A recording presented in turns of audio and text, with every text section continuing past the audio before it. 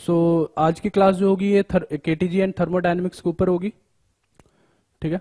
KTG and thermodynamics तुम लोगों ने केमिस्ट्री में भी थोड़ा बहुत पढ़ा होगा। केमिस्ट्री में से भी कुछ चीजें जो होगी रिलेट होगी यहाँ पे। उसके कुछ जो फॉर्मूलेज होंगे वो यहाँ पे भी वर्क करेंगे। ठीक है। लेकिन फिजिक्स पॉइंट ऑफ व्यू से चीजें थोड़ी सी डिफरेंट हो जाती है, साइन कन्वेंशन थोड़ा अलग हो जाता है और मतलब अप्रोच करने का तरीका थोड़ा अलग हो जाता है। वहां पे सब कुछ रिएक्शन में चल रहा होता है, यहाँ पे सारी चीजें जो है वो वर्क और एनर्जी से रिलेटेड है, सारी चीजें उसमें ही चलेगी। ठीक है। सो टॉपिक्स की बात करें अगर हम, तो ये सारे टॉपिक्स हैं जो कवर हुए होंगे इसमें, इस चैप्टर में। सो सबसे पहले अगर केटीजी की बात करें तो इसमें सबसे पहले तुमने एजम्पशंस देखे होंगे, काफ़ी सारे एजम्पशंस हैं। जैसे मॉलिक्यूल्स के साइज के ऊपर नेग्लिजिबल साइज है, फिर मॉलिक्यूल की वॉल्यूम नेग्लिजिबल है, मॉलिक्यूल टू मॉलिक्यूल इंट्रैक्शन या मॉलिक्यूल टू वॉल इंट्रैक्शन वो हमेशा इलास्टिक है, टेम्परेचर पूरे कंटेनर में यूनिफॉर्म है। ये सारी एजम्पशंस जो है ये केटीजी के अंदर है। ग्रेविटी का कोई इफेक्ट नहीं है यहाँ पे। ठीक है। तो इन्हीं एजम्पशंस को मान करके प्रेशर का डेरिवेशन किया जाता है, जो कि आता है बेसिकली तुम्हारा वो अंडर रूट में फैक्टर 3 ρ/m। और उसी प्रेशर के एक्सप्रेशन से फिर तुम्हारा ये भी आता है ये आरएमएस वेलोसिटी। आरएमएस वेलोसिटी का एक्सप्रेशन जो है जब तुम उस प्रेशर में ये लगाते हो, आइडियल गैस इक्वेशन लगाते हो, तो उसके बाद वहां से आरएमएस स्पीड तुमको देखने को मिलती है। सो ये तो बेसिक चीजें हो गई। उसके अलावा मीन फ्री पाथ जो तुमने केमिस्ट्री में पढ़ा होगा, πd² / √2 का जो फैक्टर होता है वो अभी हम डिस्कस कर लेंगे, अभी क्वेश्चन में आएगा वो। तो वो वाला जो फॉर्मूला होगा यहाँ पे भी चलेगा। फिर आइसोथर्म कर्व, आइसोथर्म कर्व जो बेसिकली ये एक्सप्लेन करता है कि अगर तुम कोई एक ऐसा टेम्परेचर ले लो, कोई एक क्रिटिकल टेम्परेचर ले लो, तो उस क्रिटिकल टेम्परेचर पे अगर तुम प्रेशर बहुत ज़्यादा भी कर देते हो तब भी वो गैस जो है कभी लिक्विफाई नहीं हो सकती है। जो आइसोथर्म कर्व्स होते हैं इस टाइप के होते हैं।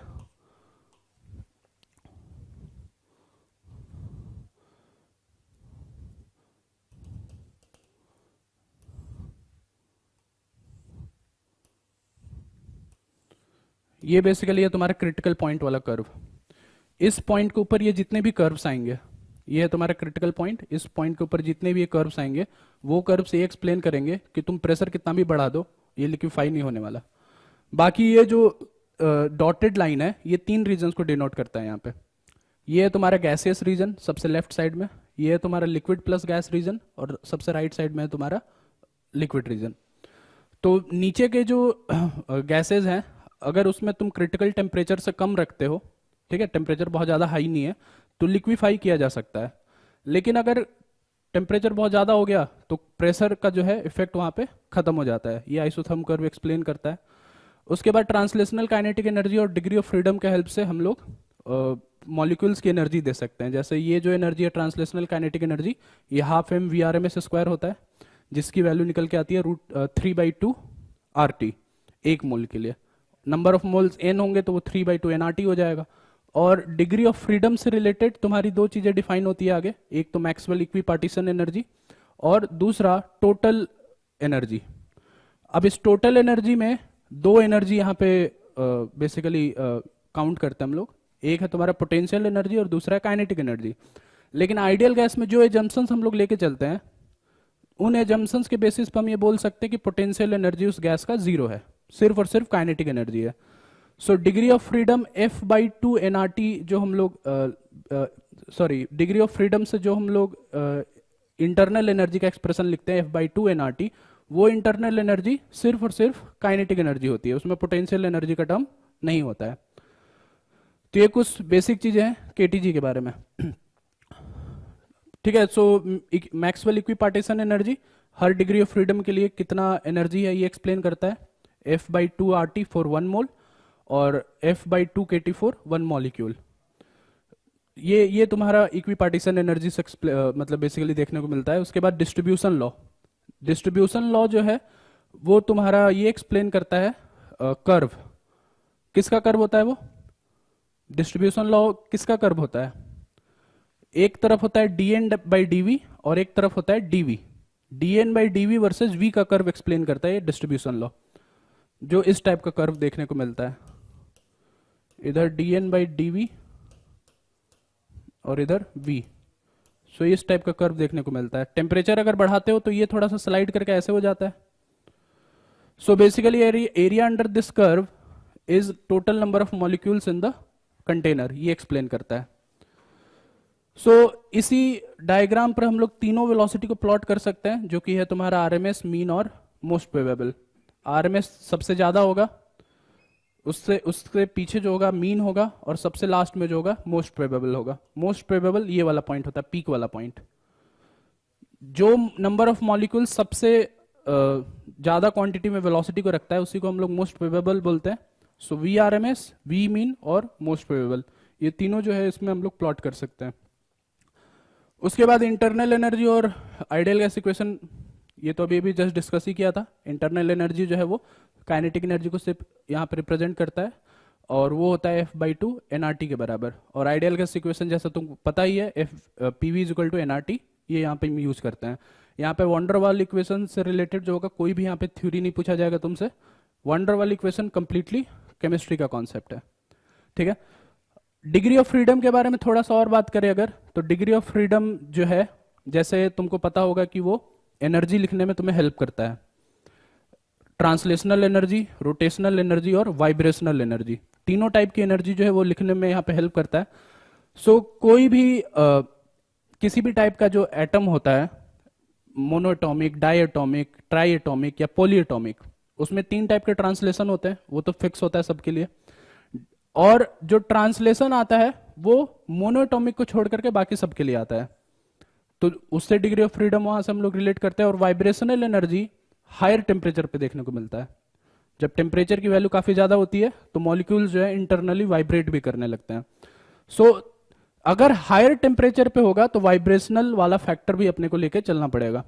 डायटॉमिक के लिए जैसे होता है 2 वाइब्रेशन का डिग्री ऑफ फ्रीडम, ट्राईटॉमिक के लिए होता है वो 3, फिर पॉलीटॉमिक के लिए जितने भी नंबर ऑफ मॉलिक्यूल्स दिए जाएंगे उसके अकॉर्डिंग गिनना पड़ेगा तुम्हें। इस तरीके से तुमको सारे डिग्री ऑफ फ्रीडम काउंट करने पड़ेंगे अगर टेम्परेचर बहुत ज्यादा है तो।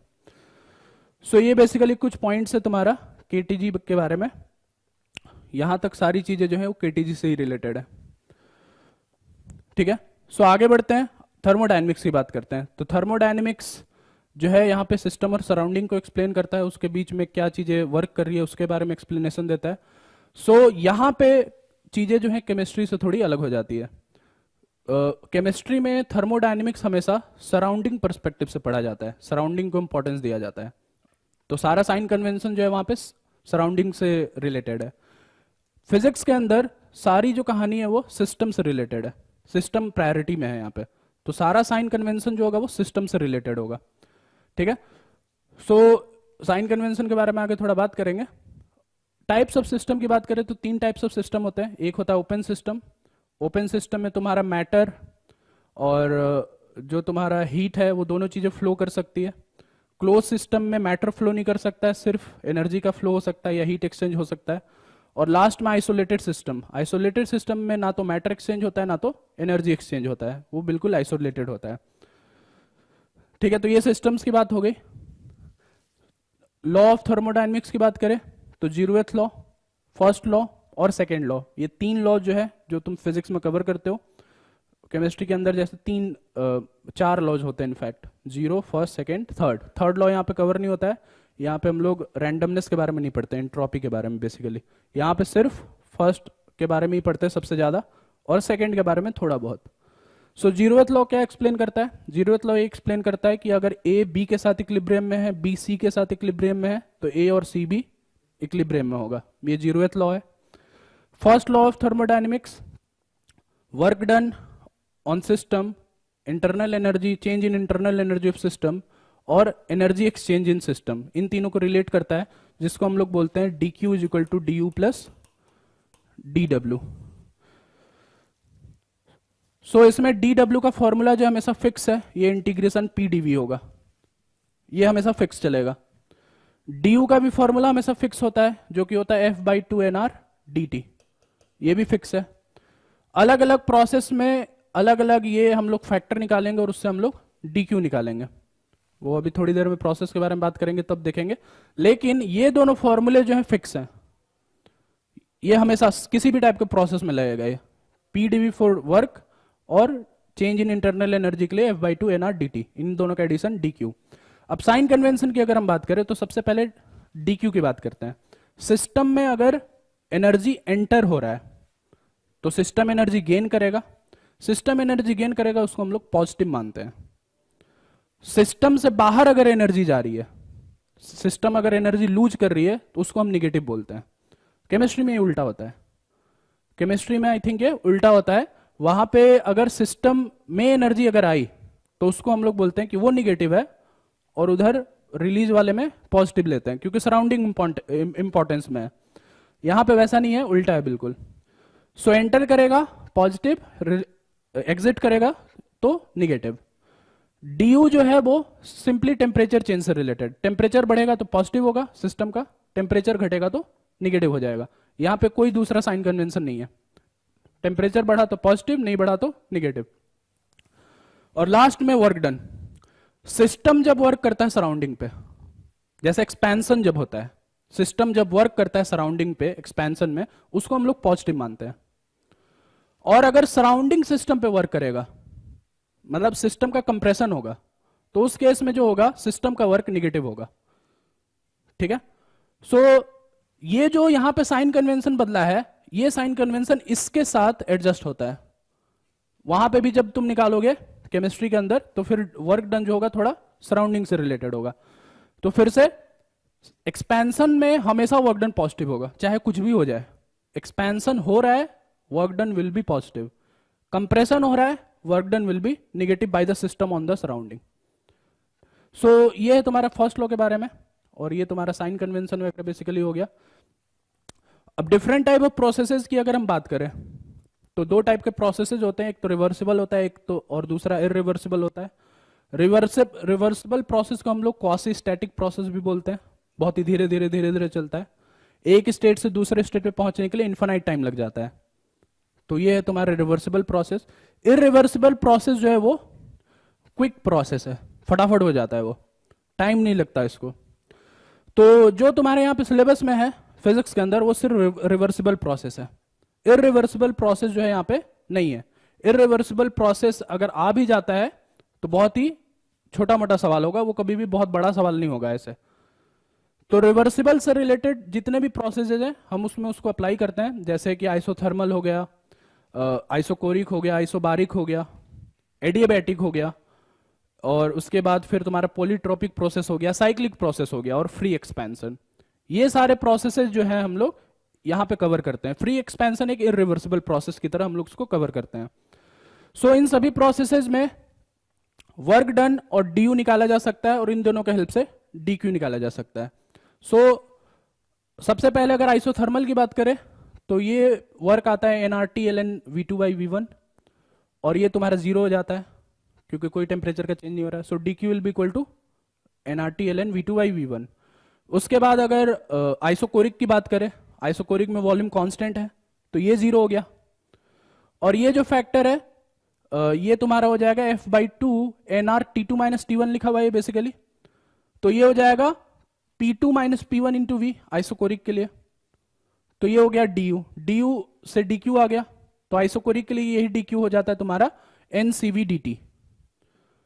NCV/dt जहां पे cv की वैल्यू F/2R लेते हैं अपन। वैसे ही आइसोबारिक के लिए जब इन दोनों का एडिशन करते हैं हम तो वो हो जाता है NCP/dt। NCP/dt मतलब जहां पे cp की वैल्यू F/2R + R के बराबर हो जाती है। ठीक है। और एडियाबैटिक के लिए ये जो फैक्टर है तुम्हारा PV गामा से चलता है, where gamma is called adiabatic coefficient.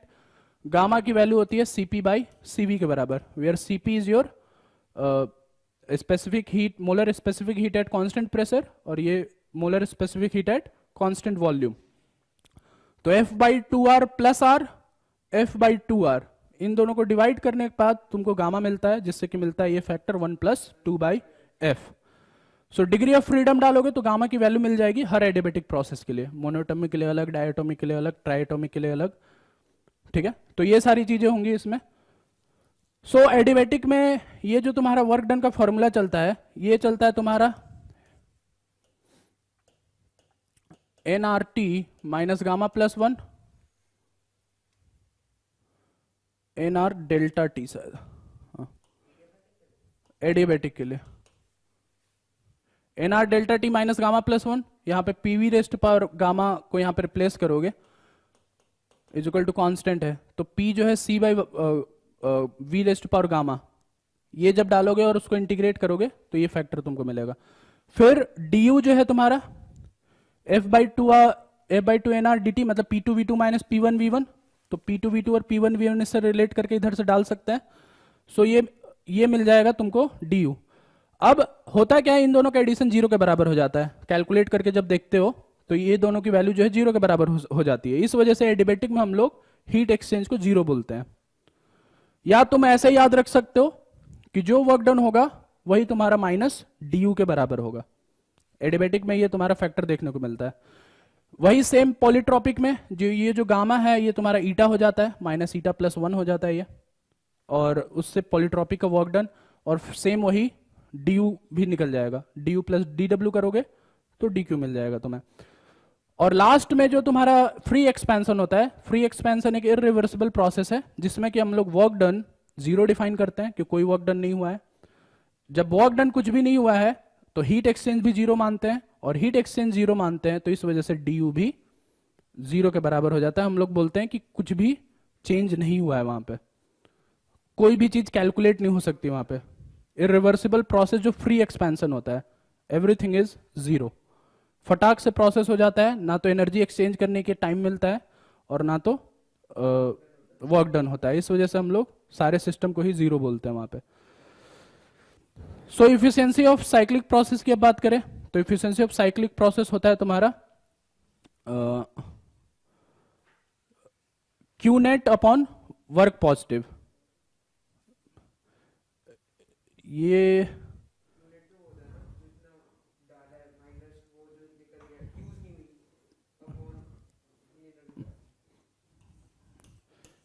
एक मिनट, एफिशिएंसी का फॉर्मूला क्या चलता था,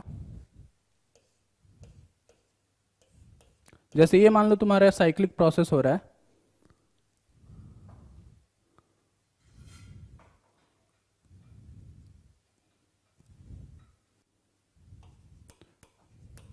हाँ आई थिंक ये चलता है Q net upon Q positive. Q net upon Q positive किसी भी साइक्लिक प्रोसेस के लिए इफिशियंसी का फॉर्मूला होता है, where Q net is the net energy exchange happening in this total process, और Q पॉजिटिव जो है कितना एनर्जी जो है वो इनपुट हो रहा है, पॉजिटिव मतलब सिस्टम गेन कर रहा है। इन दोनों को डिवाइड करोगे इस प्रोसेस के लिए तो तुम्हें इफिशियंसी मिल जाएगा। किसी भी प्रोसेस के लिए इफिशियंसी की वैल्यू 1 के बराबर नहीं होगी। 1 के बराबर होने का मतलब ये हुआ कि ये और ये दोनों बराबर हो गया, मतलब एनर्जी का कोई भी लॉस नहीं हो रहा है, जो कि पॉसिबल नहीं है। कोई भी साइक्लिक प्रोसेस में एनर्जी का लॉस तो होगा ही होगा। ठीक है, तो ये सारे फैक्टर्स हैं बेसिकली। उसके बाद कुछ और चीजें जैसे slopes of adiabatic and isothermal. Slope of PV diagram में तुम्हारा स्लोप का कैलकुलेशन, तो डीपी बाई डीवी की वैल्यू आइसोथर्मल के लिए और एडिबेटिक के लिए निकाला जा सकता है अलग अलग, और वहां पे गामा की वैल्यू रख दोगे तो गामा की वैल्यू रख करके स्लोप कंपेयर कर सकते हो। और अगर इन जनरल कोई दूसरे कर्व का अगर आ रहा है, किसी दूसरे कर्व में मान लो स्लोप का कंपैरिजन आ रहा है, तो प्रोसेस वही रहेगा, डीपी बाई डीवी अगर निकालना होगा तो उसी प्रोसेस से डिफरेंशिएट करेंगे, डिफरेंशिएट करने के बाद कंपेयर कर सकते हैं कि किसका स्लोप ज्यादा होगा और किसका स्लोप कम होगा। सो मोलर स्पेसिफिक हीट जो है ये तुम्हारा dq से रिलेटेड है। सो हम लोग dq को लिख सकते हैं nc dt, where n is your number of moles, c is your molar specific heat, और dt जो है तुम्हारा एनर्जी चेंज, ये टेम्परेचर चेंज है। सो c की वैल्यू हो जाएगी dq by n dt। dq को फर्स्ट लॉ ऑफ थर्मोडाइनमिक्स से लिखा जा सकता है du plus dw by n dt। So du की वैल्यू डालोगे और इसको डिवाइड करोगे तो ये हो जाएगा f by 2r plus P D V by N D T. So किसी भी प्रोसेस के लिए P D V by N D T की वैल्यू निकालते जाओ, c की वैल्यू जो है तुम्हें मिलती जाएगी। सो सारे प्रोसेसेस के लिए वो निकाला जा सकता है। एडिबेटिक प्रोसेस के लिए डी क्यू की वैल्यू 0 के बराबर होती है, तो सी की वैल्यू भी इस वजह से 0 के बराबर हो जाएगी। बाकी सारे केसेस के लिए तुमको इस कैलकुलेशन को फॉलो करना पड़ेगा। सो फिर से वही कांस्टेंट प्रेशर वाला केस, दैट इज आइसोबारिक वाला केस लोगे तो ये जो वैल्यू होगा ये आर के बराबर हो जाता है कैलकुलेट करोगे तो। और जो तुम्हारा आइसोकोरिक प्रोसेस है ये वैल्यू जो है 0 के बराबर हो जाता है। तो सीपी और सीवी उस तरीके से निकाला जा सकता है। अगर मिक्सचर की बात करें, molar specific heat for a mixture, तो मान लो मेरे को अगर सीपी मिक्स निकालना है तो सीपी मिक्स का फॉर्मूला हो जाएगा N1CP1 plus N2CP2 and so on divided by N1 plus N2 plus so on. मान लो 3-4 गैसेज एक साथ यहाँ पे मिले हुए हैं, एक मोनोटॉमिक है, डायएटॉमिक है, एक का मोल कुछ अलग है, दूसरे का मोल कुछ अलग है, तो N1CP1 करो plus N2CP2 bye N1 plus N2, इससे तुम्हारा सीपी मिक्स आ जाएगा। सीवी मिक्स निकालना है तो सेम यही process, N1CV1 plus N2CV2 by N1 plus N2। Gamma mix अगर निकालना है कि 2-3 गैसेस मिला दिया, मिक्सचर का गामा बताओ एडिबेटिक कोफिशिएंट, तो CP mix by CV mix वो होगा तुम्हारा गामा मिक्स। तो ये सारे फॉर्मूलेज हैं। और जो तुम्हारा average molecular molar specific heat होता है, सो इसको हटा रहा हूं मैं, so average molar specific heat का वो जो फॉर्मूला होता है वो होता है delta Q1 plus delta Q2 and so on divided by N into delta T1 plus delta T2 and so on. ये एवरेज मोलर स्पेसिफिक हीट सिर्फ एक गैस के लिए डिफाइन किया जा सकता है, मिक्सचर ऑफ गैसेज के लिए कभी भी डिफाइन नहीं होता। सवाल जब भी तुमसे पूछा जाएगा तो हमेशा सिंगल गैस के लिए होगा। एक सिंगल गैस को अलग अलग प्रोसेसेस में ले जाया जाएगा, मान लो 2-3 प्रोसेस में ले जाया जा रहा है, पहले प्रोसेस का डीक्यू निकालो, दूसरे प्रोसेस का डीक्यू निकालो, पहले प्रोसेस का टेम्परेचर चेंज, दूसरे प्रोसेस का temperature change and so on. इसको इस तरीके से डिवाइड करो, एवरेज मोलर स्पेसिफिक हीट के बराबर तुम्हें वैल्यू मिल जाएगी। So coming to the last point for this, Dulong Petit's law. Dulong Petit's law ये एक्सप्लेन करता है कि किसी भी क्रिस्टल का जो स्पेसिफिक हीट होता है वो 6 कैलोरी के बराबर हो जाता है। 6 कैलोरी पे जाकर के वो सैचुरेट होता है। 6 कैलोरी बोलो मतलब एसआई यूनिट्स, या फिर 3R। 3R के बराबर उसकी स्पेसिफिक हीट की वैल्यू जो है सैचुरेट करती है किसी भी प्योर क्रिस्टल के लिए, ठीक है।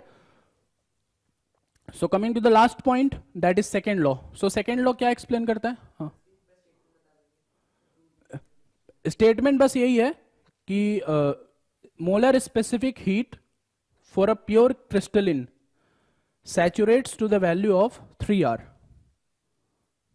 where R is your universal gas constant, ठीक है।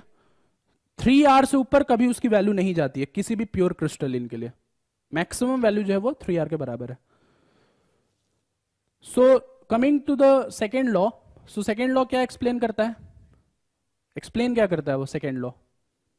सेकेंड लॉ जो है इंजन की वर्किंग के बारे में एक्सप्लेनेशन देता है। इंजन की वर्किंग ये है कि अगर मान लो किसी भी इंजन पे मैं कुछ वर्क इनपुट कर रहा हूं, तो वो जो इंजन है इस पूरे वर्क को या पूरे जो भी मैं एनर्जी दे रहा हूं उसको यूटिलाइज नहीं कर सकता, कुछ ना कुछ एनर्जी का लॉस होगा वहां पे। जैसे मान लो अगर मैं 100 जूल का एनर्जी डालूं, वर्क डन करके डालूं या एनर्जी एक्सचेंज करके डालूं या टेम्परेचर चेंज करके डालूं, कैसे भी मैं डालूं, तो 100 जूल का एनर्जी जो है ये इंजन कभी भी 100% यूटिलाइज नहीं कर सकता, कुछ ना कुछ एनर्जी जो है वो वेस्ट होगी, जिसको हम लोग बोलते हैं सिंक में चला जाता है वो सिंक। और इसके बाद इसका कॉन्सेप्ट तुमने पढ़ा होगा सोर्स और सिंक का। सोर्स की तरफ से एनर्जी सप्लाई होता है, जो एनर्जी यूटिलाइज होता है वो इंजन में रह जाता है और बाकी सब जो है सिंक में चला जाता है। सो ये जो चीज है ये किसी भी इंजन के लिए वैलिड होता है, चाहे वो हीट इंजन हो, चाहे वो हीट पंप्स हो, हीट पंप्स या फिर रेफ्रिजरेटर हो, दोनों केस में ये वो एनर्जी वेस्ट होती ही होती है। सो हीट इंजन का जो आइडियल फॉर्म है वो है कार्नोट हीट इंजन, जिसमें हम लोग इसको isothermal expansion, adiabatic expansion, isothermal compression और एडिबेटिक कंप्रेशन में ले जाते हैं। सो इस कार्नोट इंजन का जो एफिशिएंसी होता है eta is equal to 1 minus T2/T1 के बराबर आता है।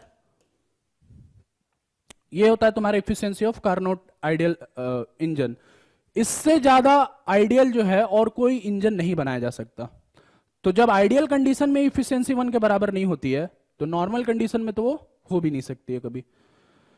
सो लास्ट में रेफ्रिजरेटर और उसका coefficient of performance. So coefficient of performance जो होता है वो 1/ईटा के बराबर होता है। जो ईटा यहां पे निकाला था इसी को रिवर्स कर दो, ये तुम्हारा कोफिशिएंट ऑफ परफॉर्मेंस मिल जाएगा। तो इस पे हम लोग जो है सवाल कर सकते हैं। ठीक है, तो ये ओवरऑल पूरा तुम्हारा समरी है इस चैप्टर का, जो कि तुम लोगों ने बेसिकली पढ़ा होगा। तुम लोग क्वेश्चन सॉल्व करना स्टार्ट कर सकते हो।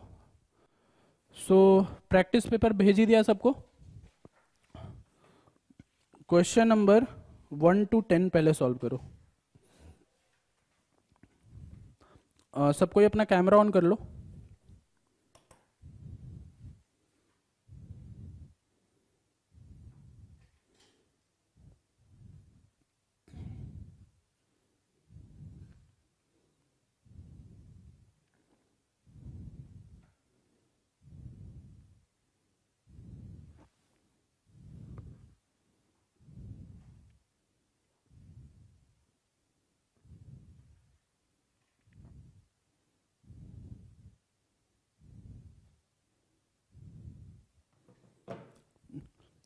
ये जो चीज है ये माइनस होता है, -1/ईटा।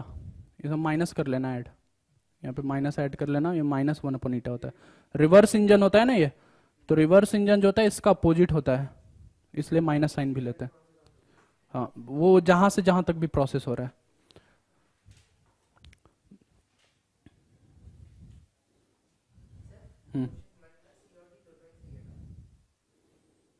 कौन सा जो है ज्यादा अप्रोप्रिएट है? क्या सी ये एक्सप्लेन कर सकता है? मतलब फ्रीक्वेंसी ऑफ कोलिजन बढ़ जाए तो सीपी की वैल्यू 4.5 आर हो जाएगी, ये बोल सकता है? तो फिर वही है कि कौन सा जो है तुम्हारा अप्रोप्रिएट है वो ढूंढना है तुम्हें।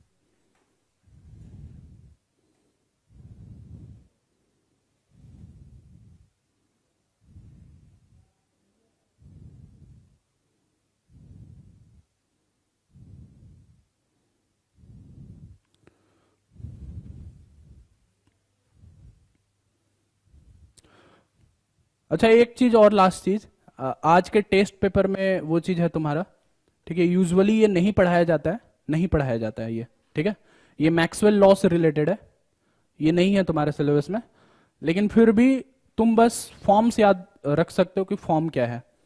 जैसे जो तुम्हारा वो जो एन का फॉर्मूला चलता है, n number of molecules KTG में, तो नंबर ऑफ मॉलिक्यूल्स का फॉर्मूला ये है, ये जो है V के हिसाब से चेंज होता है।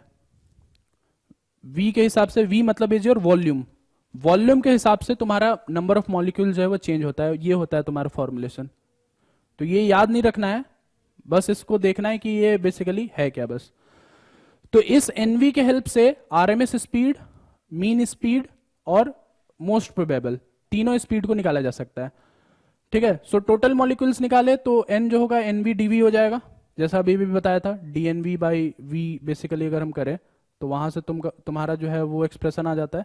तो 0 से लेकर के इन्फिनिटी तक कैलकुलेट करोगे तो ये बेसिकली वैल्यू N के बराबर ही मिल जाएगी तुम्हें। मोस्ट प्रोबेबल स्पीड तब मिलता है जब N वर्सेस V का स्लोप 0 के बराबर होता है, मतलब dN/dV जहां पे 0 के बराबर होती है वहां पे तुम्हें मोस्ट प्रोबेबल स्पीड देखने को मिलता है। सो इसको डिफरेंशिएट करने के बाद मोस्ट प्रोबेबल की स्पीड आती है, that is 2RT/m, where m is your molar मास।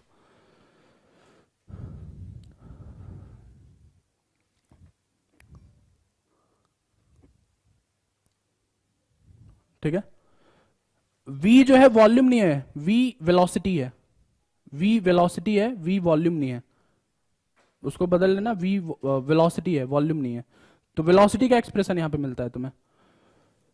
तो ये तो हो गया मोस्ट प्रोबेबल स्पीड के लिए।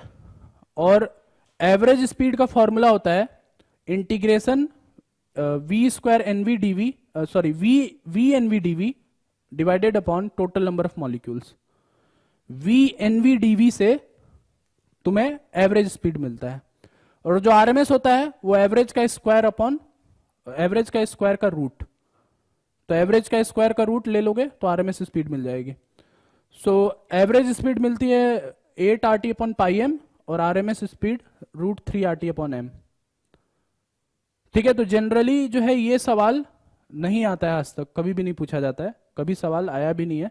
लेकिन ये फॉर्म बस याद रख सकते हो कि मान लो n का एक्सप्रेशन दे दिया तुम्हें, तो n के एक्सप्रेशन से RMS कैसे निकाला जाता है, एवरेज कैसे निकाला जाता है, और मोस्ट प्रोबेबल कैसे निकाला जाता है, बस ये तुम्हें पता होना चाहिए।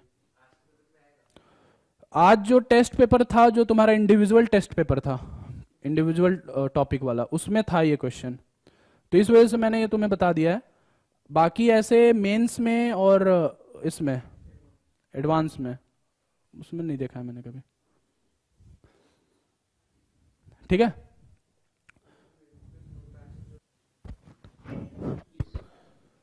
चलो चलो डिस्कस करते हैं फिर।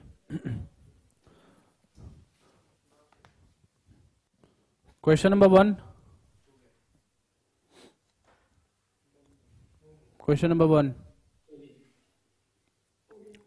मोलर स्पेसिफिक हीट पहले जो था एसटीपी पे 3.5 आर था कांस्टेंट प्रेशर, और टेम्परेचर जब बढ़ाया गया तो उसका जो वैल्यू था वो 4.5 आर हो गया। तो इतना चेंज क्यों आया? चेंज आने के पीछे का रीजन क्या है? तो सीपी का अगर हम वैल्यू देखें तो ये होता है F/2R + R, यही होता है ना सीपी का वैल्यू। तो टेम्परेचर के साथ जो चीज बदल सकता है वो बस एक यही फैक्टर है F। R तो यूनिवर्सल गैस कांस्टेंट है, ये तो बदलने नहीं वाला। तो F बदल रहा है टेम्परेचर बढ़ने के साथ, इसका मतलब ये है कि जो तुम्हारा जैसे 3 टाइप के डिविजन्स होते हैं डिग्री ऑफ फ्रीडम के, एक होता है तुम्हारा ट्रांसलेशनल डिवीजन, एक होता है रोटेशनल, और एक होता है वाइब्रेशनल। तो ट्रांसलेशनल और रोटेशनल तो लो टेम्परेचर पे भी देखने को मिलता है, लेकिन वाइब्रेशन सिर्फ और सिर्फ हायर टेम्परेचर पे देखने को मिलता है। वाइब्रेशन होने का मतलब क्या हुआ कि जैसे मान लो अगर ये डायटोमिक है तो ये अपने बॉन्ड में वाइब्रेट करने लगेगा, जैसे स्प्रिंग में वाइब्रेशन होता है, जैसे SHM होता है ना, ये मॉलिक्यूल जो ऐसे ऐसे वाइब्रेट करने लगेगा। तो इसके डायमेंशन जो होंगे वो 2 डायमेंशन हो जाएंगे, एक ये वाला डायमेंशन और एक ये वाला डायमेंशन, तो दोनों एड अप हो जाएंगे।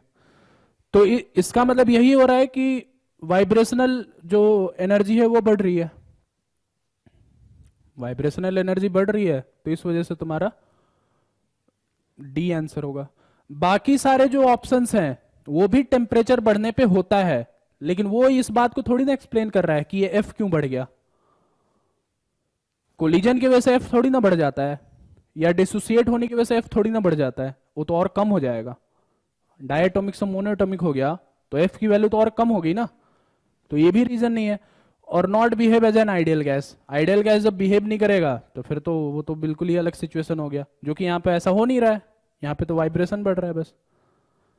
So correct answer, best possible answer जो है वो डी है, ये है इसका रीजन। नेक्स्ट ये वाला हुआ,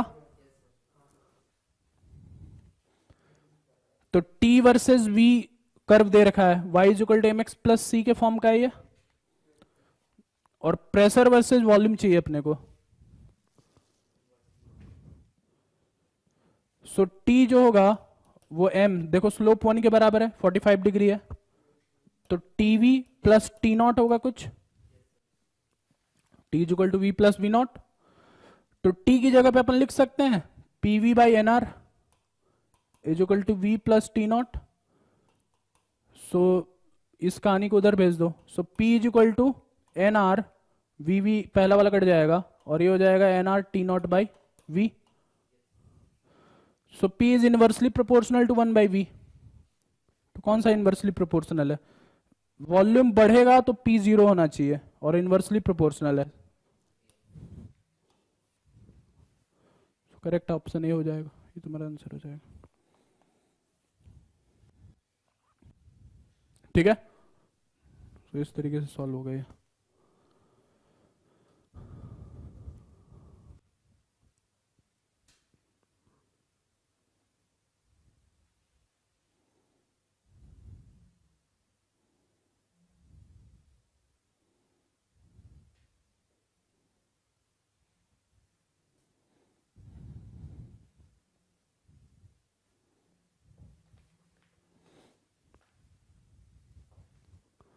ठीक है, नेक्स्ट क्वेश्चन नंबर 3, एवरेज का स्क्वायर, नहीं मतलब वेलोसिटी का स्क्वायर, वेलोसिटी के स्क्वायर का एवरेज का रूट।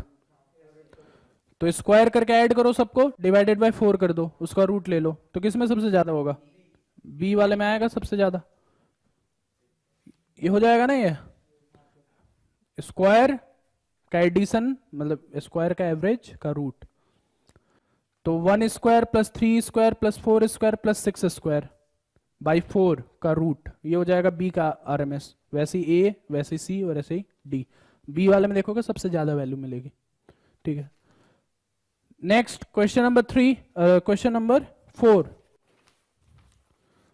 हाँ भाई, क्वेश्चन नंबर 4 हुआ, सीपी माइनस सीवी जो है वो 1.09 आर के बराबर है किसी गैस सैंपल के लिए, और दूसरे सैंपल के लिए आर के बराबर है। सीपी माइनस सीवी को मेयर रिलेशन बोलते हैं। ठीक है, तो टेम्परेचर और प्रेशर का रिलेशन बताना है दोनों स्टेट में। सो कैसे बताएंगे? इन दोनों में से कौन सा आइडियल गैस है और कौन सा नॉन आइडियल है, या दोनों ही आइडियल है या दोनों ही नॉन आइडियल है?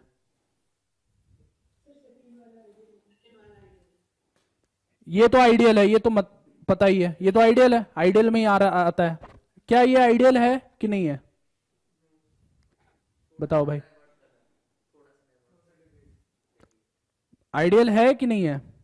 आइडियल के लिए क्या कभी 1.09 आ सकता है कि नहीं आ सकता? तो आइडियल के लिए कभी ज्यादा नहीं होगा, ये नॉन आइडियल है। ठीक है, ये नॉन आइडियल केस है। तो ideal gas, non ideal gas. So ideal gas कब देखने को मिलता है अपने को? आइडियल गैस कब फॉर्मेशन होता है, कब कोई गैस आइडियल गैस की तरह बिहेव करता है? Low pressure high temperature, low pressure और हाई टेम्परेचर पे कोई भी गैस आइडियल गैस की तरह बिहेव करता है। सो अगर इसका प्रेशर लो है तो उसका प्रेशर हाई, इसका टेम्परेचर हाई है तो उसका टेम्परेचर लो। देख लो कौन सा ऑप्शन है, डी ऑप्शन तुम्हारा हो जाएगा।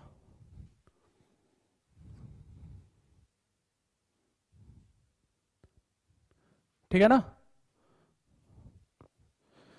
ये हो जाएगा क्वेश्चन नंबर 4। ठीक है, चलो आगे बढ़ते हैं। क्वेश्चन नंबर 5, अब ये एलिप्स है, देख लेना, इधर का रेडियस अलग आ रहा है, इधर का रेडियस अलग आ रहा है, तो इलिप्स से चलना पड़ेगा। इलिप्स का एरिया होता है फुल इलिप्स का पाई ए बी, ये हाफ हाफ इलिप्स होंगे तो पाई ए बी बाई 2। अब इसका वर्क डन निकालना है, means area under the curve. तो इस साइक्लिक प्रोसेस का जो एरिया होगा अंडर द कर्व, क्या ये वाला एरिया होगा? ये वाला एरिया बेसिकली निकालना है।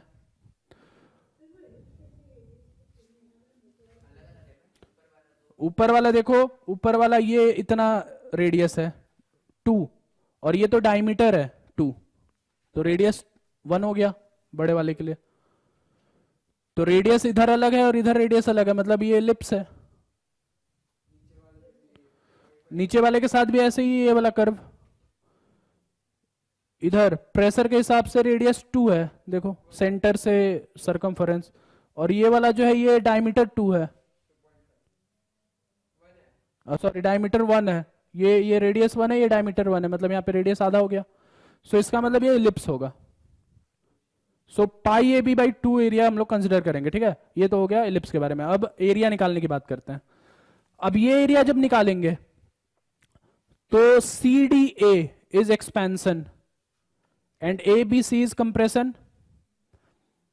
तो बताओ नेट वर्क डन जो होगा निगेटिव होगा या पॉजिटिव होगा? ये जो एरिया आएगा, ये एरिया निगेटिव एरिया आएगा कि पॉजिटिव एरिया आएगा? निगेटिव एरिया आएगा। कंप्रेशन हो रहा है, निगेटिव होगा। अभी अभी जैसे बताया था, दुनिया को कोई भी प्रोसेस ले लो, अगर कंप्रेशन हो रहा है तो निगेटिव वर्क डन ही होगा, और एक्सपेंशन हो रहा है तो पॉजिटिव वर्क डन होगा। तो इसका मतलब ये हुआ कि ओवरऑल जो भी ये एरिया निकालोगे तुम, वो निगेटिव एरिया होगा। तो ऊपर वाले एलिप्स का एरिया निकालो पाई ए बी बाई 2, नीचे वाले एलिप्स का एरिया निकालो पाई ए बी बाई 2 और निगेटिव कर दो उसको। ये तुम्हारा लास्ट ऑप्शन आ जाएगा इस केस में, डी ऑप्शन। पहले वाला एरिया ऊपर वाला जो है पाई ए ए इज 2 और बी इज 1/2 और नीचे वाले के लिए पाई 1/2/2 माइनस साइन के साथ। देखो आ गया ना, -5/4 पाई। सो ये हो जाएगा क्वेश्चन नंबर 5। ठीक है,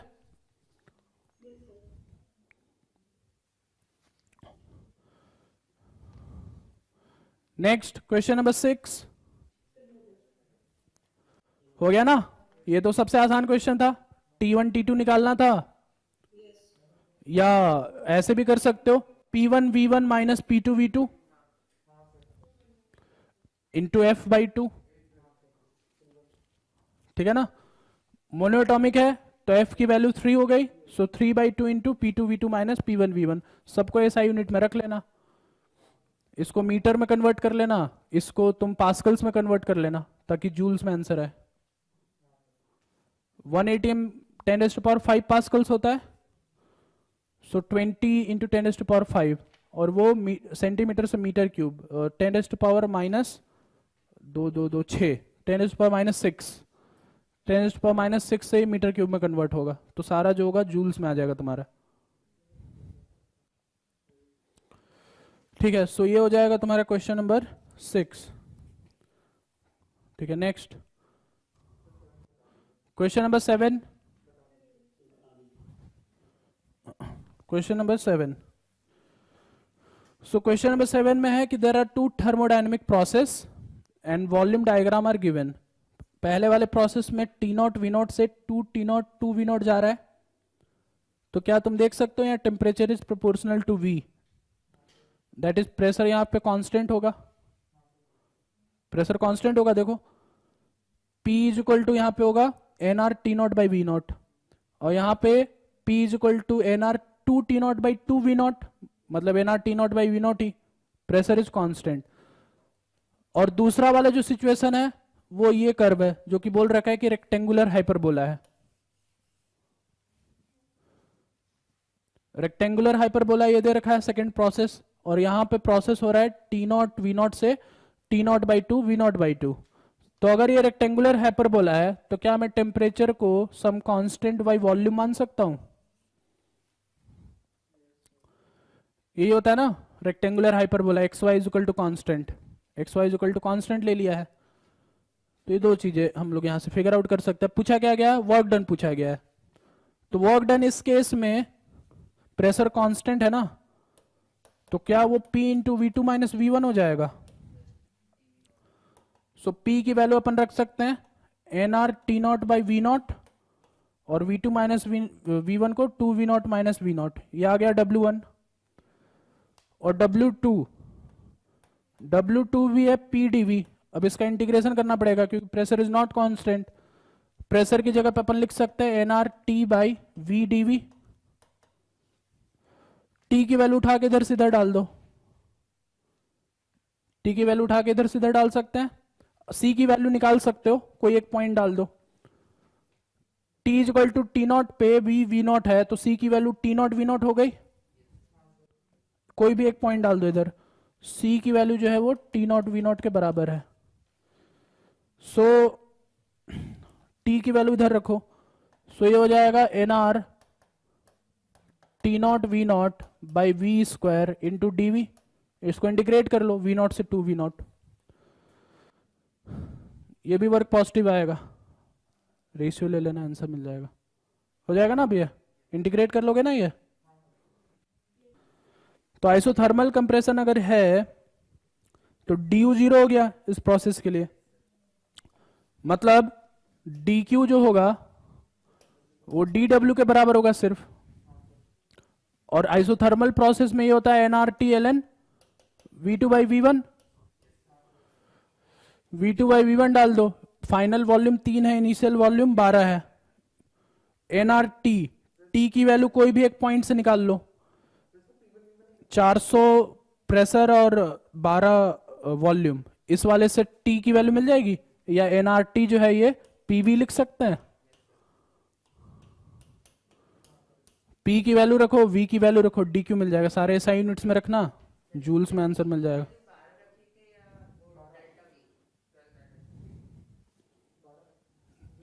नहीं नहीं, 12 रखोगे ना। पी की वैल्यू रखोगे 400, वो एसआई यूनिट में है। वी की वैल्यू रखोगे 12, वो भी एसआई यूनिट में है। और ये हो जाएगा, निगेटिव आ जाएगा ओवरऑल।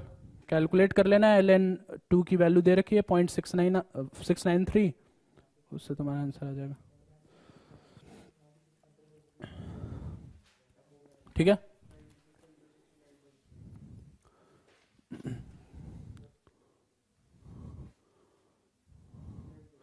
ठीक है। क्वेश्चन नंबर 9, 9 हो गया। प्रोसेस 1 to 2 कौन सा प्रोसेस है? जब अचानक से इसको दबाया जा रहा है तो 1 to 2 कौन सा प्रोसेस है?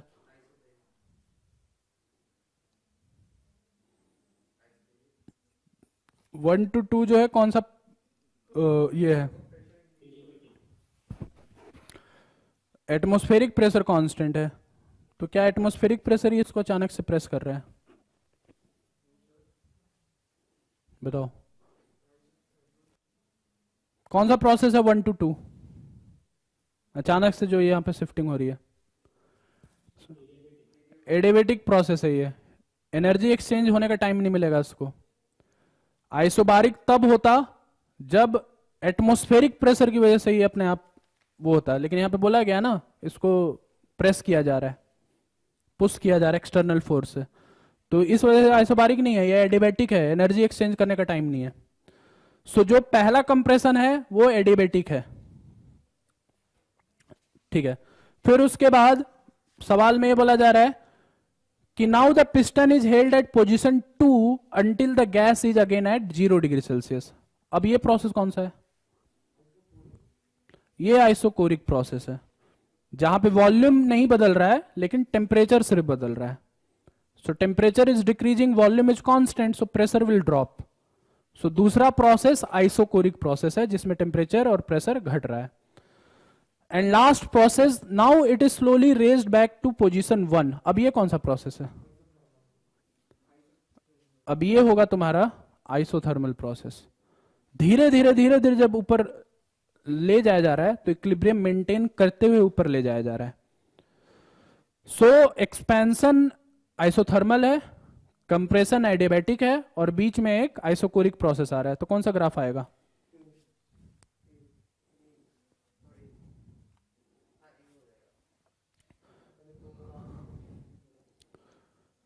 तो एडियाबैटिक का कर्व जो होगा कंप्रेशन वाइज आइसोथर्मल के एक्सपेंशन से ऊपर होगा। स्लोप से हम निकाल सकते हैं वो dp by d equal to minus gamma p by v, और dp बाई डी जो होता है वो माइनस p बाई वी होता है आइसोथर्मल के लिए। वहां पे स्लोप की वैल्यू -1 होती है आइसोथर्मल में, और यहाँ पे एडियाबैटिक में स्लोप की वैल्यू माइनस गामा होती है। तो कंप्रेशन में तुम्हारी वैल्यू जो होगी ज्यादा आएगी उसमें एडियाबैटिक की, तो ऊपर होगा एडियाबैटिक,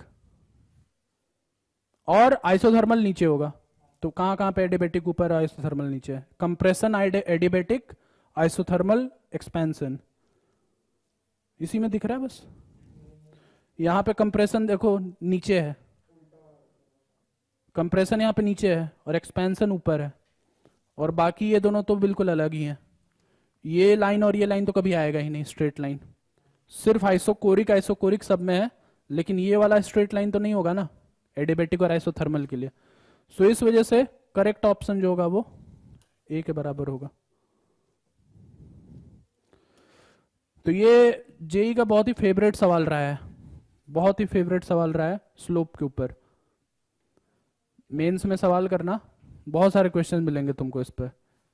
दो प्रोसेस है, कंप्रेशन कर दिया कॉमन पॉइंट से, या दो प्रोसेस है एक्सपेंशन कर दिया कॉमन पॉइंट से, या दो अलग अलग गैस एटम से, एक मोनोटॉमिक है एक डायटोमिक है, कौन सा किसका कर्व होगा, इस टाइप के बहुत सारे सवाल मिलेंगे तुमको।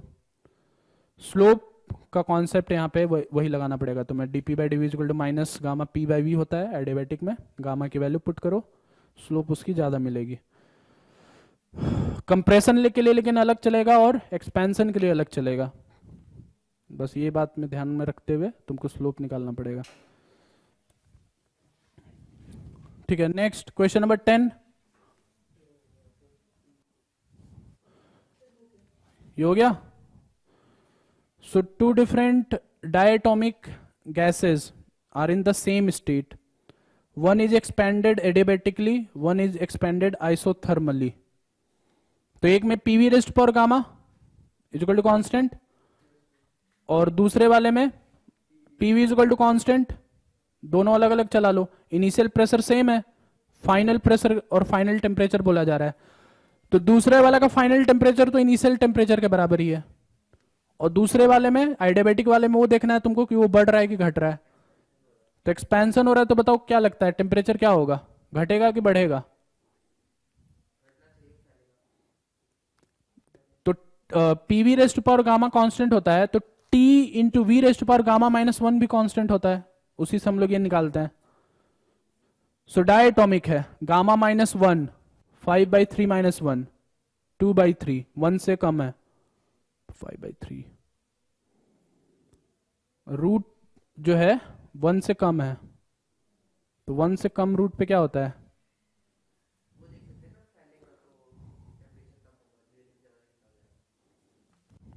नहीं नहीं, वैसा नहीं होगा। TV gamma -1 is equal to constant है, so T1/T2 is equal to V2/V1 gamma -1। सो डायटोमिक है ना, तो गामा की वैल्यू हो जाएगी 5/3, 1 + 2/f। एक मिनट, 5/3 नहीं होगा, और f की वैल्यू 5 होगी, गामा की वैल्यू 7/5 होगी। तो 7/5 होगी, तो ये हो जाएगा 7/5 -1, दैट इज 2/5।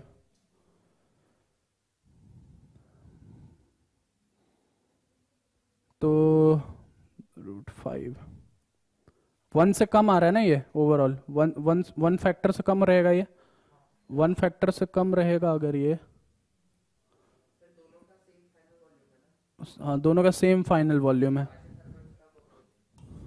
और आइसोथर्मल के लिए है तुम्हारा V, T तो कांस्टेंट है, T कांस्टेंट है ना यहाँ पे। आइसोथर्मल में T जो है ये TA जो है, मतलब जो भी उसका टेम्परेचर है वो इनिशियल टेम्परेचर के बराबर है। तो P जो होगा वो तुम्हारा nRT/V होगा। सो nRT/V होगा, तो इसका मतलब है वॉल्यूम जो इसका बढ़ रहा है एक्सपेंशन में, तो प्रेशर ड्रॉप होगा। सो प्रेशर तो यहाँ पे कम होगा। सो B वाला जो है प्रेशर, B वाला प्रेशर तो कम हो रहा है इनिशियल से, ठीक है। अच्छा, इन्होंने एग्जैक्टली एक्सपेंशन कितना और ये नहीं बता रखा है ना, सेम बस वॉल्यूम बता रखा है। कोई एक वैल्यू ले लेते हैं, V2 को मैं 2V मान लेता हूं, V2 को 2V मान लेते हैं। तो V2 को अगर मैं 2V मान लूं, तो T1/T2 जो होगा ये हो जाएगा 2⁻²/5, 4 का फिफ्थ रूट, 4 का फिफ्थ रूट 1 से ज्यादा ही होगा, 4 का फिफ्थ रूट 1 से ज्यादा ही होगा, मतलब फाइनल टेम्परेचर जो होगा इनिशियल से ज्यादा होगा, फाइनल टेम्परेचर इनिशियल से ज्यादा होगा। सो हम लोग ये बोल सकते हैं कि T1 जो है वो ग्रेटर देन इनिशियल टेम्परेचर है। और प्रेशर की बात करें अगर, तो P1 V1 वो भी 1 से ज्यादा होगा उसका रूट। जब ऐसा वहां पे PV⁻⁴ करेंगे ना 7/5, तो वो ज्यादा ही है, 2⁻⁷/5, 2⁻⁷/5 1 से ज्यादा होगा, मतलब उसका प्रेशर भी ज्यादा होगा। उसका प्रेशर ज्यादा होगा मतलब तुम्हारा ऑप्शन आएगा बी। नहीं, कौन सा बी है? बी वाला आइसोथर्मल है ना, बी वाला आइसोथर्मल है, और बी वाला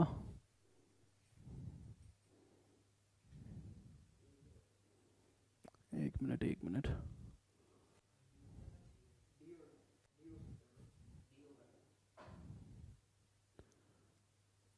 ए एडिबेटिक है ना, ए एडिबेटिक है और बी आइसोथर्मल है।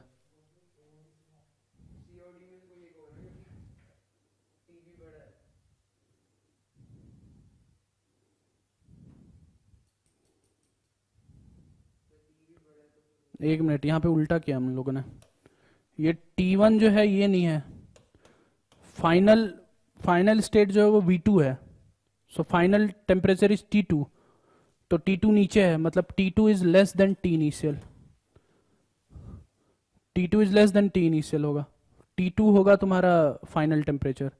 वैसे ही प्रेशर के लिए जाओगे तो प्रेशर हो जाएगा इनिशियल प्रेशर से कम। इसका मतलब एडिबेटिक वाला प्रेशर और एडिबेटिक वाला टेम्परेचर दोनों ही कम होंगे इनिशियल पॉइंट से।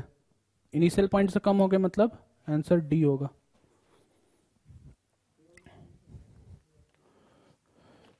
ठीक है, यहां पे 2⁵ आ रहा है ना, तो 4 का फिफ्थ रूट, फोर्थ का फिफ्थ रूट 1 से तो ज्यादा ही होगा।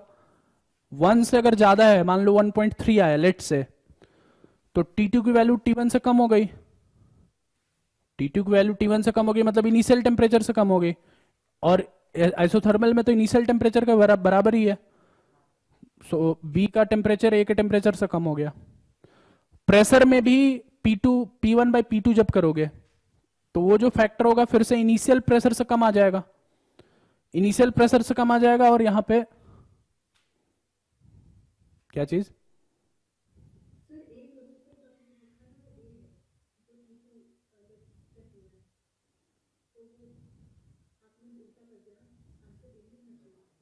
अच्छा ए और डी दोनों सेम ही है, ये मिसप्रिंट हुआ होगा कुछ।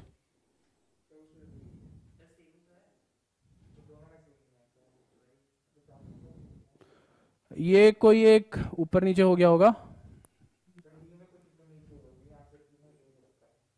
आई थिंक यहाँ पे ये इधर कर लो ए में। अब ठीक है, अब डी ऑप्शन ठीक है। हाँ, तो ए और डी दोनों सेम ही है। प्रेशर के लिए भी करके दिखाऊं, यह समझ में आ गया? हो गया ना, पीवी रेस्ट पर गामा करोगे, फिर गामा करने के बाद P1/P2 देख लोगे। ठीक है, तो उसी तरीके से प्रेशर का भी वो रिलेशन मिल जाएगा तुमको। यहां से दिख ही रहा है nRT/2V आ रहा है, और उधर से देख लेना, दोनों को रिलेट कर लेना, ये वाला प्रेशर कम मिलेगा इससे। ठीक है, चलो आगे करो, 11th to 15th करो थोड़ा हो गया ना। PdV/NDT, ये T² = CV³ से निकाल लोगे ना। T² = CV³ है, अपने को dV/dt चाहिए, इसको डिफ्रेंशिएट कर दो, तो 2T/dt = C 3V² dV, differentiate करने के बाद, और C की वैल्यू जो है, जो तुम्हारा स्पेसिफिक हीट है, मोलर स्पेसिफिक हीट है, उसका फॉर्मूला F/2R + PdV/NDT, तो dV/dt इधर से इधर डाल दो। सो F/2R + P/N dV/dt, that is 2T/3CV²। अब P की वैल्यू जो है वो रख सकते हैं अपन, nRT/V × N × 2T/3CV²। सो N से N कट गया, T² CV³, ये कट गया क्योंकि T² = CV³ है। क्या बचा, 2/3R। सो 3 मोनोटॉमिक है ना ये, सो 3/2R + 2/3R, 19R/6, ये तुम्हारा आंसर हो जाएगा। ठीक है ना।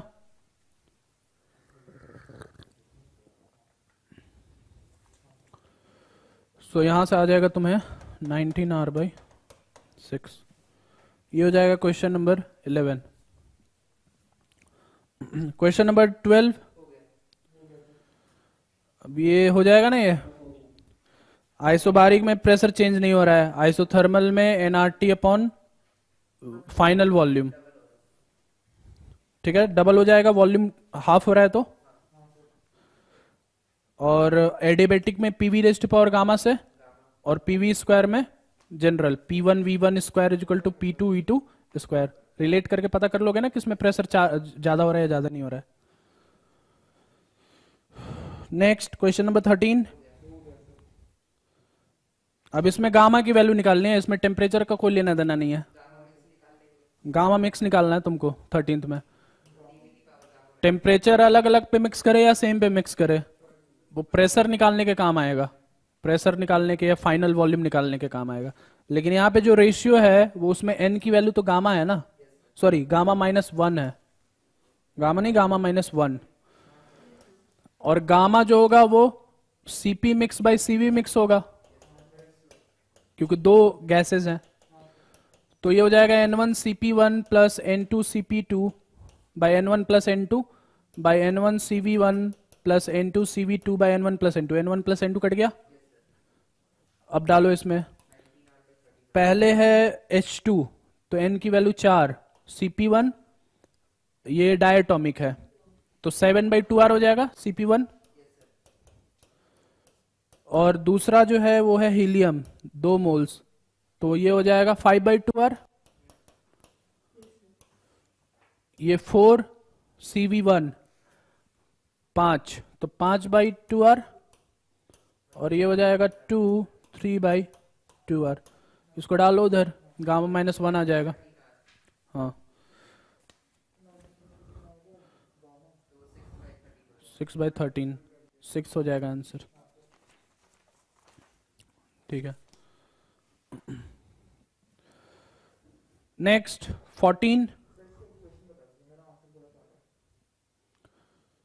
14th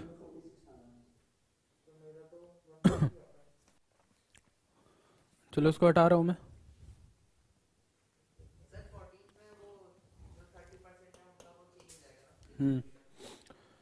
वॉल्यूम जो है 5 लीटर है, सब कुछ देखो SI यूनिट में है। इसको पहले कन्वर्ट करते हैं मीटर क्यूब में, तो 1 मीटर क्यूब में 1000 लीटर होता है, तो 5 लीटर जो हो गया 5/1000 मीटर क्यूब हो गया, ये वॉल्यूम कन्वर्ट हो गया। 1.4 ग्राम नाइट्रोजन है और 0.4 ग्राम हीलियम है, तो इनके मोल्स आ जाएंगे N ऑफ N2, ये 1.4/14 हो जाएगा कि नहीं, सॉरी 28 होता है ना, ये 28, तो ये हो जाएगा 1/20। और number of moles of helium ये होगा 0.4/4 मतलब 1/10। Number of moles volume, temperature दे रखा है, प्रेशर आ जाएगा P1 जो भी प्रेशर है, प्रेशर आ गया। अब दूसरे केस में बोला जा रहा है कि 30% जो है वो डिसोसिएट हो गया नाइट्रोजन के मॉलिक्यूल्स, तो 30% डिसोसिएट हो गया, तो टोटल मोल्स कितने हो गए, टोटल मोल्स 30% डिसोसिएट हो गया, तो कितना बच गया यहां पे 70%, 70% ये बच गया ना, तो 70/100 ऑफ 1/20 ये नंबर ऑफ मोल्स हो गए N2 के, और 30% इसके डिसोसिएट हो गए, तो हर एक मॉलिक्यूल के 2-2 एटम्स, तो 30% जो मोल्स हैं उसके डबल मोल्स बनेंगे। 30% जो इसका है, इसके जो भी मोल्स हैं उसके डबल बनेंगे, क्योंकि वो एटम में डिसोसिएट हो रहा है, मतलब उसके लिए आएगा 30/100 ऑफ 1/20 इंटू 2, क्योंकि डबल हो रहा है।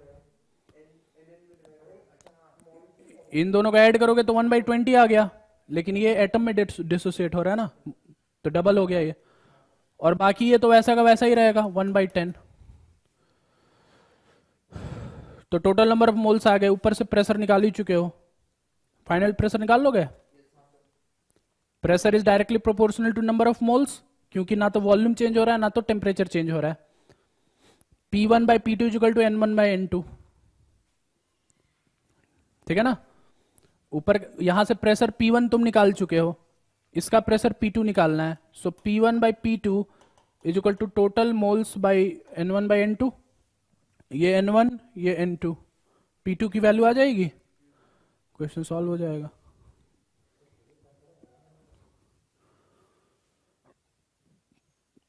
आर की वैल्यू बोली रखा है 8.13 ले लेना या 25/3 ले लेना ऐसा यूनिट में। आर की दो वैल्यूज हमेशा याद रखनी है, एसआई यूनिट में 8.13 और लीटर एटीएम में 1/12 0.012 या 1/12, ये दो वैल्यूज हमेशा याद रखना आर का। एसआई यूनिट में that is joules per mole kelvin, ये होता है 8.13 और लीटर एटीएम में होता है 1/12, ये दो वैल्यूज हमेशा काम में आते हैं। कैलोरी में 2, कैलोरी पर मोल केल्विन वो 2 हो जाता है। ठीक है, तो ये हो जाएगा question number 14। Question number 15, question number 15 हुआ?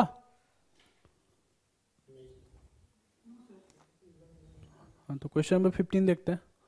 ये हटाऊं?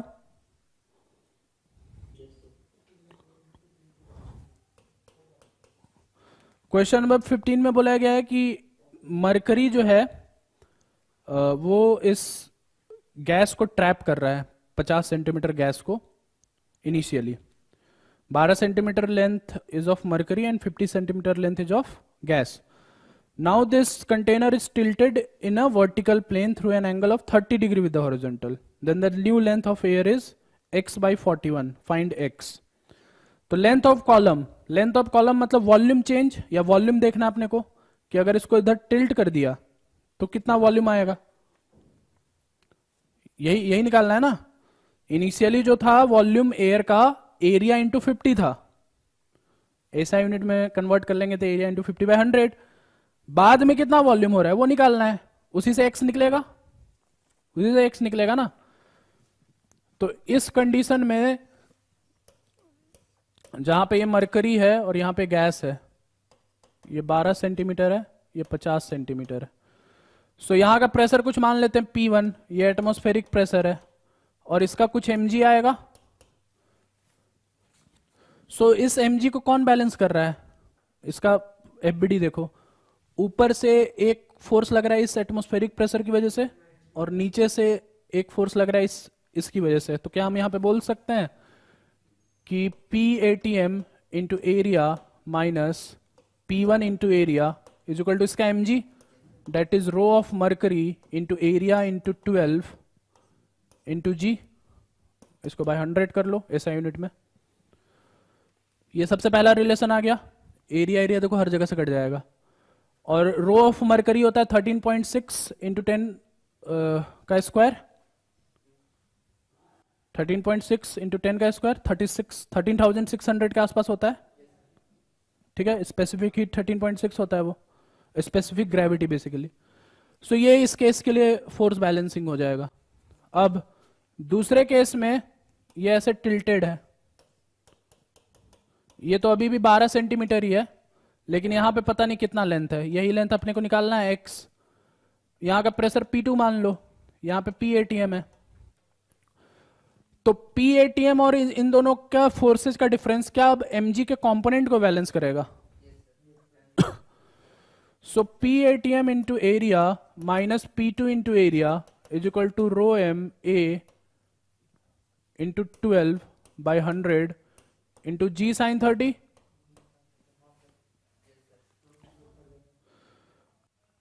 ठीक है, अब P1 की वैल्यू जो है, P1 की वैल्यू इस वॉल्यूम से रिलेटेड है, 50 वाले वॉल्यूम से रिलेटेड, और P2 की वैल्यू जो है इस वॉल्यूम से रिलेटेड है, ये है आइडियल गैस।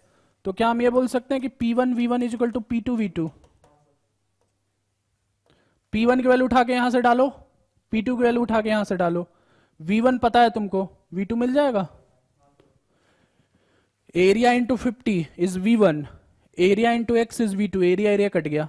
P1 यहां से कैलकुलेट करो, P2 यहां से कैलकुलेट करो, पुट कर दो, कैलकुलेशन है बस, वैल्यू मिल जाएगा तुमको।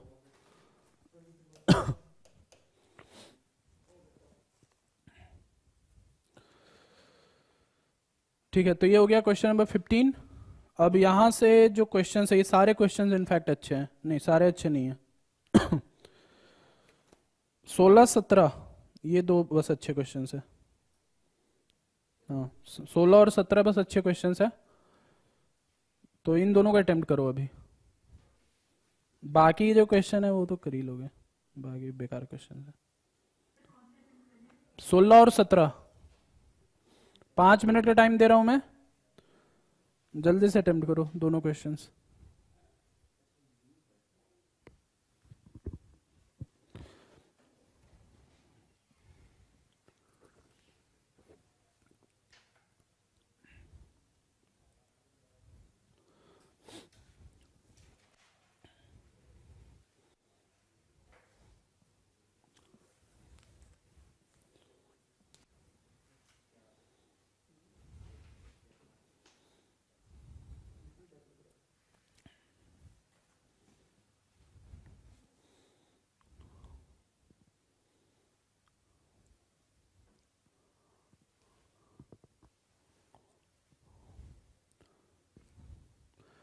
वैसे तुम लोगों ने कोई टेस्ट सीरीज ज्वाइन किया है ऐसे, मतलब वो कि जो पिस्टन से ऊपर की तरफ मूव हो रहे हैं, ऊपर की तरफ जा रहे हैं, A1 वाला ऊपर शिफ्ट हो रहा है, A2 वाला भी ऊपर शिफ्ट हो रहा है हीट एक्सचेंज की वजह से।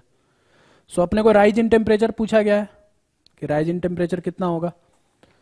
तो जैसा अभी 15 वाला किया था ना क्वेश्चन, बिल्कुल वैसा ही ये 16 वाला भी है। सबसे पहले ये इनिशियल कंडीशन,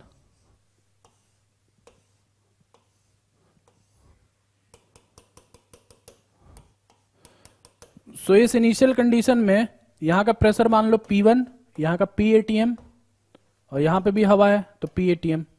तो इसके एफबीडी में देखो क्या क्या फोर्सेज हैं अभी इस सिचुएशन पे। ऊपर से एटमॉस्फेरिक प्रेशर यहां से ऊपर वाले साइड से, और लेकिन नीचे वाले साइड से अपोजिट डायरेक्शन में इधर से एटमॉस्फेयर से ओपन है। ऊपर वाले पिस्टन पे एटमॉस्फेरिक प्रेशर नीचे फोर्स लगा रहा है, और नीचे वाले पिस्टन पर एटमॉस्फेरिक प्रेशर ऊपर फोर्स लगा रहा है। प्रेशर यहां पे P1 माना है, तो ये प्रेशर इस पिस्टन पे ऊपर फोर्स लगा रहा है, लेकिन यही प्रेशर इस पिस्टन पे नीचे फोर्स लगा रहा है। समझ में आया? तो इस सिचुएशन में अगर हम फोर्स बैलेंस करें तो नीचे वाले डायरेक्शन में कौन कौन से फोर्सेज हैं? एक ये और इन दोनों का mg। तो इसका एरिया मैं मान लेता हूं A2 एरिया है और इसका एरिया A1 है। तो नीचे वाले forces that is PATM into A1 plus P1 into A2 plus mg इसका, और ऊपर वाले के लिए माइनस P1 इंटू A1 और नीचे वाले के लिए minus PATM into A2 minus PATM into A2 is equal to 0। ATM वाले को एक साथ ले लो, P1 के एक साथ ले लो। तो A1 माइनस A2 जो है वो बोल रखा है कि ऊपर वाला एरिया जो है नीचे वाले से 10 सेंटीमीटर स्क्वायर ज्यादा है, means A1 minus A2 is equal to 10। ये दे रखा है ना क्वेश्चन में। सो ये हो जाएगा PATM इंटू 10, इसको मीटर में कन्वर्ट कर लो तो ये हो जाएगा कितना, 10,000। और इस वाले के लिए minus P1 into A1 minus A2 that is 10 by 10,000 plus mg is equal to 0। ये सबसे पहला इक्वेशन बनेगा। ये हो गया पहला इक्वेशन। अब इसमें तुमने हीट भेजा या टेम्परेचर बढ़ाया, तो ये जो ऊपर शिफ्ट हुआ, तो जब ऊपर शिफ्ट होगा, अगर ये x ऊपर शिफ्ट हो रहा है, ठीक है, तो जो यहां पे वॉल्यूम बढ़ा वो A1 इंटू एक्स बढ़ा यहां से, लेकिन इसके ऊपर जाने की वजह से वॉल्यूम कुछ घटा भी। A1 इंटू एक्स बढ़ा तो A2 इंटू एक्स घटा भी, तो वॉल्यूम में कितना चेंज आया, A1x माइनस A2x, मतलब 10 into x. A1 minus A2 का वैल्यू 10 है, 10 बाई 10,000 इंटू एक्स, ये वॉल्यूम का चेंज आया। तो डेल्टा V की वैल्यू जो हो गई वो हो गई A1x माइनस A2x, जो कि हो गया 10 बाई 10,000 इंटू एक्स। और जो तुम्हारा प्रेशर का जो वो आएगा, रिलेशन आएगा, प्रेशर का रिलेशन जो होगा यहां पे इसी के जैसा ही होगा। जहां पे जो P1 था वो P2 हो जाएगा, बस PATM वैसा ही रहेगा, P1 P2 वैसा ही रहेगा, mg वैसा ही रहेगा। एक मिनट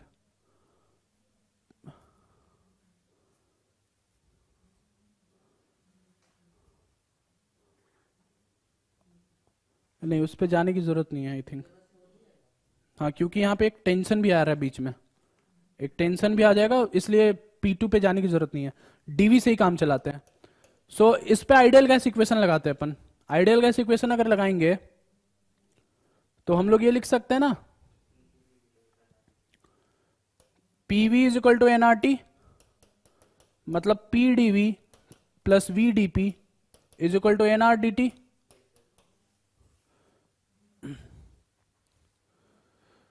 सो डीवी की वैल्यू तो यहां से निकाल चुके हैं, डीपी की वैल्यू बस निकालनी है अपने को। अब डीपी की वैल्यू कैसे निकालेंगे? डीपी की वैल्यू हम P1 V1 equal to P2 V2 से निकाल सकते हैं।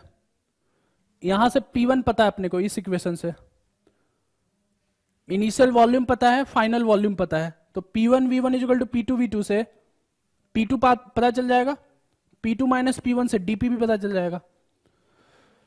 सो डीवी आ जाएगा इधर से, डीपी आ जाएगा इन दोनों के कैलकुलेशन से, डीटी मिल जाएगा तुम्हें, बस क्वेश्चन सॉल्व हो जाएगा।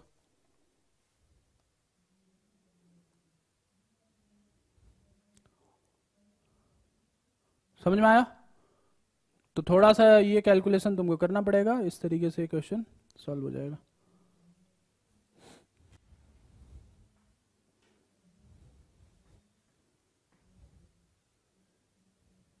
इन्होंने x की वैल्यू भी दे रखी है, शायद 50 सेंटीमीटर है, x की वैल्यू दे रखी है 50 सेंटीमीटर है, मतलब dv की वैल्यू दी हुई है तुम्हें, तो dv तो निकला हुआ ही है, dp बस निकालने की जरूरत है तुम्हें। नंबर ऑफ मोल्स 1 दे रखा है, n की जरूरत नहीं है, ठीक है, dt मिल जाएगा, क्वेश्चन सॉल्व हो जाएगा।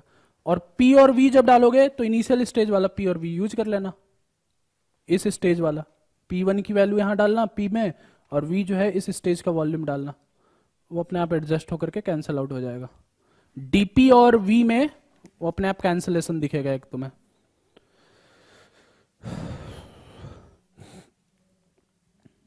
ठीक है, तो ये हो जाएगा question number 16। Last question number 17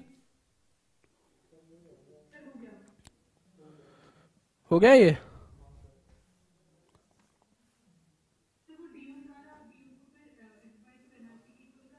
हम्म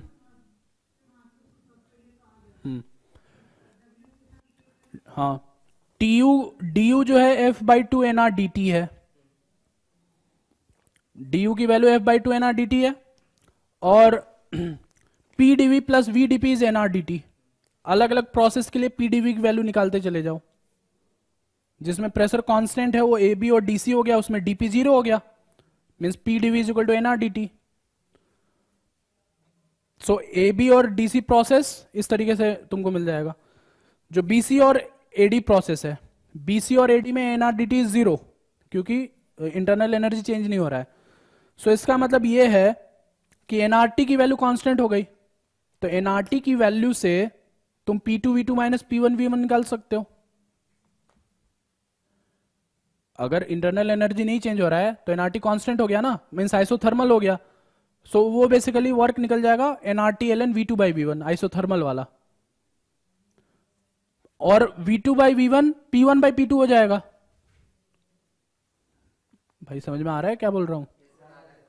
बताओ आ रहा है या नहीं आ रहा है? AB प्रोसेस और CD प्रोसेस, इसमें dW जो होगा वो डायरेक्टली du के बराबर हो जाएगा। यहां पे dW जो होगा वो डायरेक्टली इसके बराबर हो जाएगा, क्योंकि PdV इक्वल टू NRDT हो जाएगा यहां पे। और BC और AD में ये आइसोथर्मल प्रोसेस है, NRT ln V2/V1, V2/V1 is P1/P2। बस P1 और P2 की वैल्यू दे रखी है ना 4 और 2, तो ये कैलकुलेट हो जाएगा इस तरीके से, क्वेश्चन नंबर 17 हो जाएगा। चलो ये सारे क्वेश्चंस हो गए, बाकी के क्वेश्चन जो है आसान है, ठीक है, कर लेना अटेम्प्ट एक बार, लेकिन काफी आसान क्वेश्चंस हो सारे, ठीक है। क्लास यहीं पे एंड करते हैं।